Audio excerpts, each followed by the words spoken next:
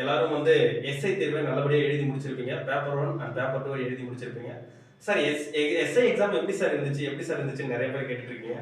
So உங்களுக்காக நான் சொல்றேன். எக்ஸாம்ன்றது ரொம்ப கஷ்டம் தான். ஸோ நமக்கு காலைல நடந்திருக்கிறது பேப்பர் 1, மதியம் நடந்திருக்கிறது பேப்பர் 2. பேப்பர் 1ன்றது தான் மெயின் எக்ஸாம் சொல்லுவோம்.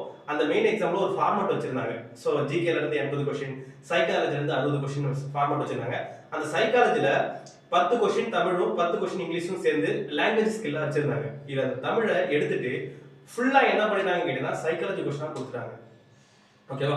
சோ இதெல்லாம் நம்ம சேர்த்து பார்க்கும்போது என்ன கேட்டா ஜிஎஸ் பார்ட்டும் கொஞ்சம் கஷ்டம் தான். அதே மாதிரி சைக்காலஜி பார்ட்டும் கொஞ்சம் கஷ்டம் தான். சோ இதுல இருந்து பார்க்கும்போது என்ன கேட்டா கொஸ்டின் பேப்பர் ரொம்ப காலையில நடந்த பேப்பர் கொஞ்சம் கஷ்டமா தான் இருந்துச்சு. மதியம் நடந்த தமிழ் எலிஜிபிலிட்டி அப்படின்றது ரொம்ப ஈஸியா இருந்துச்சு. வழக்கமா நம்ம 2019 முன்னாடி இந்த குரூப் 4 எக்ஸாம் இருக்கும் பாத்தீங்களா, அந்த மாதிரி ஈஸியா இருந்துச்சு. ஆக ஒட்டு மொத்தத்துல கொஸ்டின் பேப்பர் எப்படி இருந்துச்சுன்னு கேட்டா ரொம்ப கஷ்டமா தான் இருந்துச்சு. ரொம்ப டஃப் லெவல் தான். உங்களுக்கு எப்படி இருந்துச்சு அப்படின்றத மறக்காம கமெண்ட் பாக்ஸ்ல சொல்லுங்க.